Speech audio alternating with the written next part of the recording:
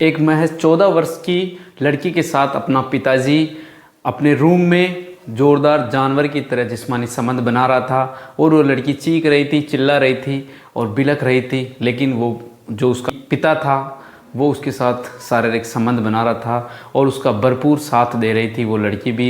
और वो इस तरह का खेल लगभग 1 साल तक करते हैं। 1 साल तक आपस में जिस्मानी संबंध बनाते हैं, वो शारीरिक संबंध बनाते हैं तथा उनका जो परिणाम, उनका खौफनाक जो परिणाम होता है 1 साल बाद निकल के आता है, जो आपके रोंगटे खड़े कर देने वाले हैं। दोस्तों, आप कहानी के अंत तक बने रहोगे तो कहानी आपके समझ में आएगी कि इस तरह की घटना कैसे होती है। वो पिताजी उस लड़की की ब्लू फिल्म देखने की लत लगवाता है पहले, फिर उसके साथ जिस्मानी संबंध बनाता है और जिस्मानी संबंध बनाने के बाद उसको प्रेग्नेंट कर दिया जाता है, गर्भवती कर दी जाती हैं और वो एक लड़के को जन्म भी देती है। उसके बाद उसको जो खौफनाक परिणाम होता है वो बहुत ही खतरनाक होता है। उस लड़की के साथ वो पिता कैसे शारीरिक संबंध बनाता है, इतना घिनौना काम कैसे कर सकता है, आप कहानी के अंत तक बने रहिए। जय भारत, मैं लोकेश स्वागत करता हूँ हमारी नई क्राइम स्टोरी में। दोस्तों, आपसे छोटी सी रिक्वेस्ट, अगर आप चैनल पे नए हो तो चैनल को सब्सक्राइब कर लेना और बेल आइकन दबा देना, जिससे कि हमारा नया वीडियो आने की आपको नोटिफिकेशन मिल सके।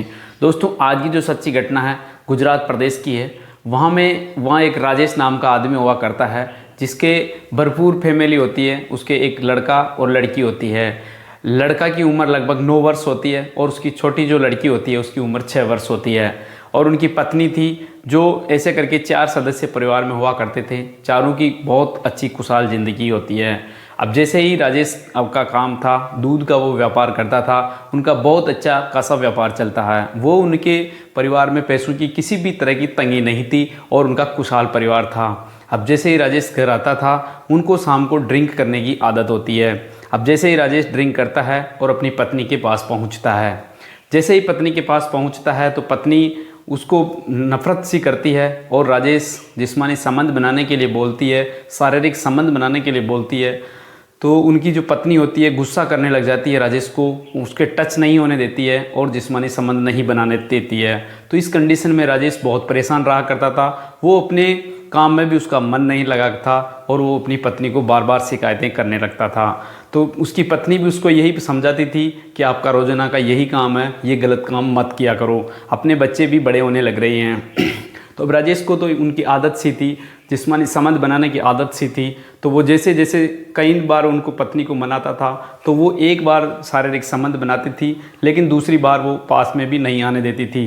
राजेश और उसकी पत्नी के आए दिन इस मामले में लड़ाई हुआ करती थी, झगड़ा हुआ करता था, क्योंकि जो राजेश की जो पत्नी होती थी वो उसको जिस्मानी संबंध या शारीरिक संबंध बनाने की इतनी आदत सी नहीं थी और राजेश को डेली शारीरिक संबंध बनाने की एक आदत सी थी।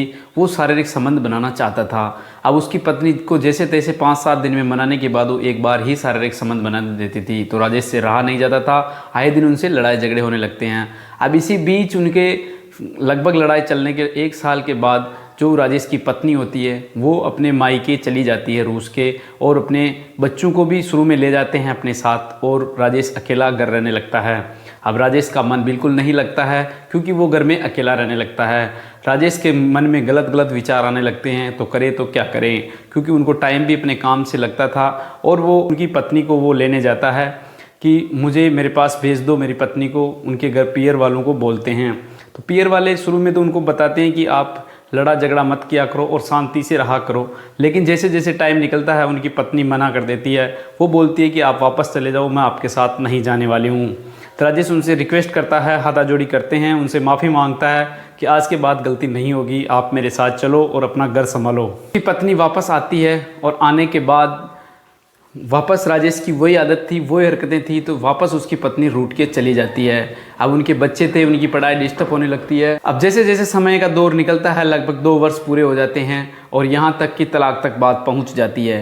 अब राजेश वापस एक बार और फाइनल ईयर के लिए जाता है कि मेरी पत्नी को मेरे साथ भेज दो और मेरा घर परिवार और मेरे बच्चों को अलग मत करो, लेकिन उसकी पत्नी नहीं मानने वाली थी, वो नहीं मान रही थी। बात जैसे समझ लो डिवोर्स तक आ जाती है, तलाक तक आ जाती है। तलाक तक आने के बाद राजेश के मन में एक ही विचार चल रहा था कि अब करें तो क्या करें। उसको शारीरिक संबंध बनाने की बहुत ही लत थी, जो उससे रहा नहीं जा रहा था। तो एक दिन क्या होता है, राजेश शाम के समय अपने दोस्त के साथ बैठा था।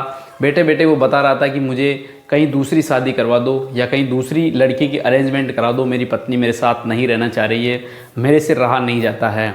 तो उसका जो साथी होता है वो बताता है कि आप 1 महीने की मुझे मोहलत दो, मैं 1 महीने बाद मैं आपके लिए एक या तो लेडीज़ या लड़की की व्यवस्था कर दूंगा।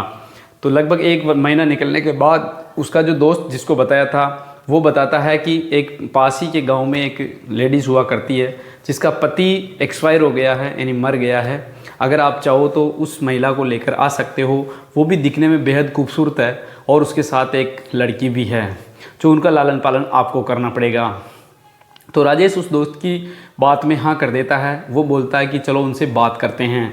राजेश और उसका दोस्त दोनों उस महिला के पास पहुंचता है और जैसे ही पहुंचते हैं उनसे बात करते हैं। राजेश उस महिला को देखते हैं तो देखते ही दंग रह जाता है, क्योंकि वो महिला दिखने में बेहद ही खूबसूरत महिला थी।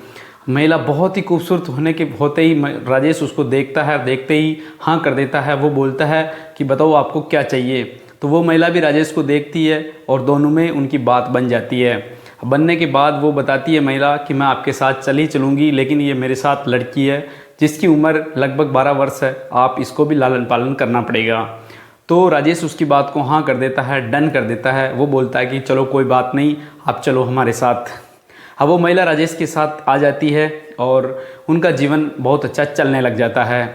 अब राजेश को जिस चीज़ की ज़रूरत थी वो उसको मिल जाती है और उसके घर में वो एक लड़की थी जिसकी उम्र 12 वर्ष थी और एक उसकी जो नई पत्नी लाए थे, वो तीनों घर में रहा करता था।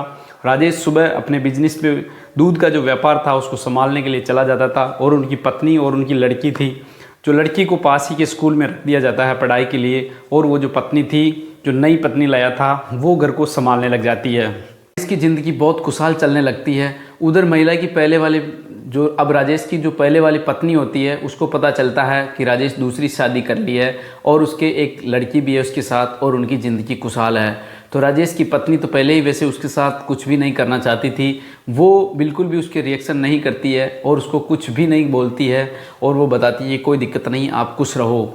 अब जैसे जैसे टाइम का समय का निकलता है और वो जो महिला जिसको दूसरी शादी राजेश ने की थी, वो महिला और वो बहुत ही शारीरिक संबंध बहुत तरीके से करता था, जो आसपास के आदमी भी उनके जिस्मानी संबंध की आवाज़ सुनते थे, क्योंकि राजेश एक तरीके से हब्सी तरह का आदमी था। उसको लेडीज़ का बहुत ज़्यादा शौक़ था, वो शारीरिक संबंध बनाने का उसको बहुत ही ज़्यादा शौक़ हुआ करता था। तो जो आसपास के लोग हुआ करते थे वो बताते थे कि यहाँ पे इनके रूम, इनके मकान पूरा एक तरीके से हब्सी प्रवृत्ति का आदमी था। उसको महिला से शारीरिक संबंध और जिस्मानी संबंध बनाने का बहुत ही ज़्यादा शौक़ था। आसपास के लोग हमेशा यही कहा करता था कि इसके मकान से बहुत बुरी तरीके से आवाज़ आती थी, क्योंकि ये जानवर की तरह शारीरिक संबंध बनाता है। तो राजेश की ज़िंदगी में कोई कमी नहीं होती है। उसकी पत्नी हो गई और एक लड़की भी हो गई जो लगभग जवान होने लग रही है। उसकी उम्र भी अब 1 वर्ष निकल जाता है, उसके बाद 13 वर्ष हो जाता है और वो भी दिखने में बहुत ही खूबसूरत लड़की होती है, क्योंकि उसकी जो माँ होती है वो बेहद ही खूबसूरत महिला होती है। तो वो महिला को ही गई हुई थी लड़की, तो वो दिखने में बेहद खूबसूरत हुआ करती थी। राजेश भी उसके ऊपर नज़र थी, लेकिन राजेश सोचता है कि हमें मौका मिलने की वो इंतज़ार कर रहा था। जैसे जैसे समय का पहिया घूमता है और वो जो महिला थी वो एक दिन मतलब उनका पेट दर्द करता है, तो राजेश पासी के एक नर्सिंग होम में उसकी पत्नी, जो दूसरी पत्नी होती है, उसको चेकअप करवाने जाता है। और जैसे ही चेकअप करवाते हैं, डॉक्टर बताते हैं, तो बोलते हैं कि आपको बधाई हो, आप पिताजी बनने वाले हो। तो राजेश कोई बात नहीं, उसकी केयर करने लगता है और उस पत्नी की वो पत्नी को रेस्ट करने की ज़रूरत होती है। और जैसे जैसे रेस्ट होता है, लगभग 1 महीने के बाद वो हॉस्पिटल में ले जाया जाता है और वो उसका पेट दर्द होने लगता है। तो जब डॉक्टर चेक करते हैं तो अंदर उसका जो बच्चा था वो मर गया था, अंदर ही मर गया था। अब डॉक्टर उसको सलाह देते हैं कि बच्चे को हम बाहर निकाल देंगे टुकड़ों की सहायता से, अबॉर्शन करके, उसका ऑपरेशन करके, लेकिन इसकी जो माँ है इसको बचाना मुश्किल है। तो वो बताते हैं कि कितने भी पैसे लग जाए, हमारे पैसों की जरूरत कोई कमी नहीं है, लेकिन आप इसकी इलाज करो और परफेक्ट इलाज करो। तो डॉक्टर पूरी जी जान लगाते हैं और लगभग 3 दिन तक आईसीयू में भर्ती रखते हैं, लेकिन उसकी पत्नी होती है उसका इलाज नहीं कर पाते हैं और आखिरकार उसकी पत्नी भी मर जाती है। अब जैसे जैसे समय निकलता है, अब उसकी दूसरी पत्नी लाए थे, वो भी एक डिलीवरी में उसकी भी मौत हो जाती है। अब राजेश अपने आप अंदर ही अंदर टूट जाता है, वो वापस अपने आप को अकेला महसूस करता है। उसकी दूसरी पत्नी भी एक्सपायर्ड हो जाती है और पहले वाली पत्नी उससे डिवोर्स ले लेती है। अब अपने घर में उसकी जो दूसरी पत्नी लाए थे, उसकी लड़की और वो दोनों घर में अकेले रहने लगते हैं। अब राजेश अपने आप में अकेला, बिल्कुल अकेला महसूस करता है। वो किसी से बात तक नहीं करता है और बहुत ही अंदर बहुत परेशान रहने लगता है। अब राजेश बोले तो किसको बोले, और उसके काम में भी एक तरीके से वो डिस्टर्ब हो जाता है, उसका बिजनेस भी डिस्टर्ब हो जाता है। अब जो उसकी जो लड़की होती है उसकी उम्र लगभग 14 वर्ष हो जाती है और वो भी दिखने में बेहद खूबसूरत होती है। तो राजेश के मन में धीरे धीरे उनके प्रति गलत विचार आने लगते हैं और वो उसके प्रति गलत सोचने लगता है। तो राजेश उसको स्कूल छोड़ा करता था और दोनों घर में अकेला रहा करता था।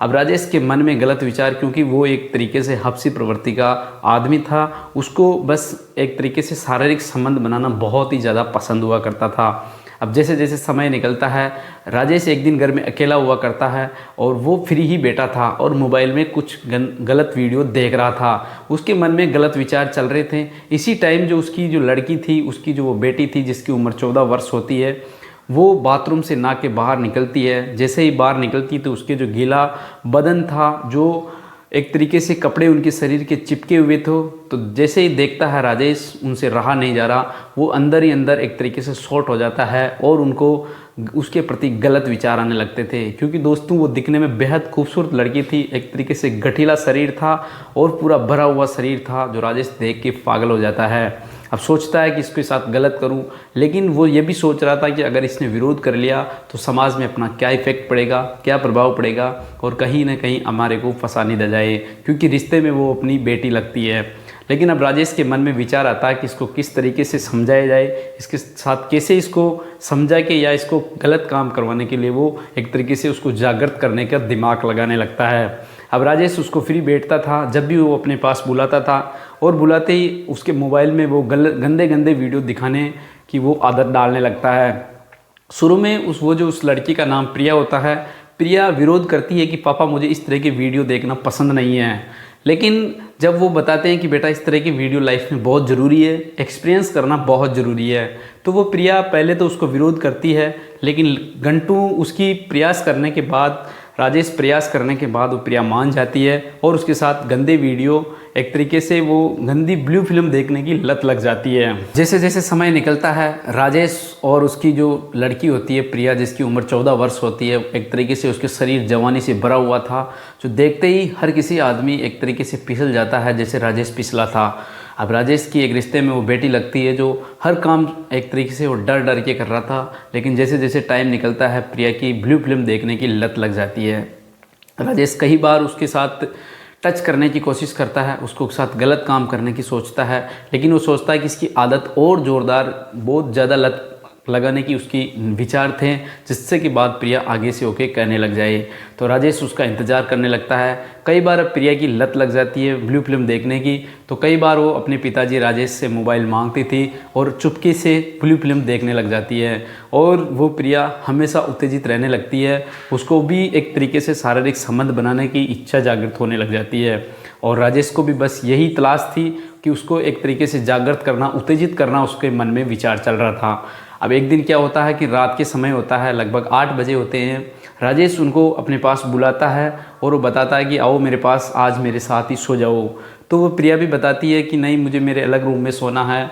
लेकिन जब राजेश के ज़्यादा कहने पे या उसके साथ ज़बरदस्ती करने या उसको ज़्यादा कहने पे वो प्रिया मान जाती है और राजेश के बिस्तर के साथ ही बिस्तर लगा लेती है। अब जैसे ही बिस्तर लगाते हैं, राजेश अपने मोबाइल में ब्लू फिल्म चला लेता है और वो प्रिया और दोनों एक साथ देखने लग जाते हैं।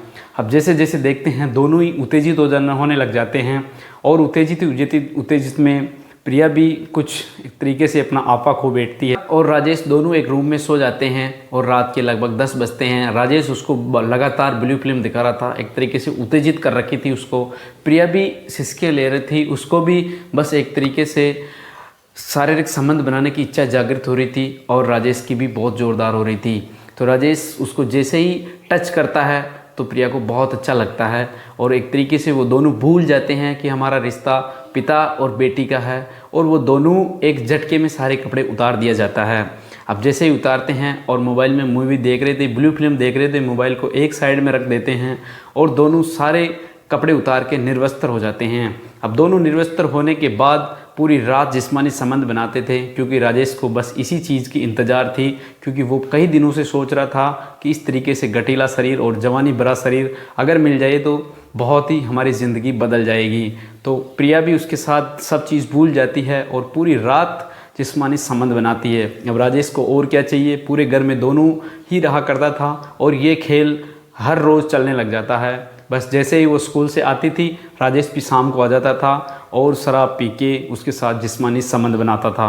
अब जैसे जैसे संबंध बनाता, लगभग 8 महीने के बाद लगभग 1 वर्ष निकल जाता है और लगभग एक दिन उसका पेट दर्द करता है प्रिया का।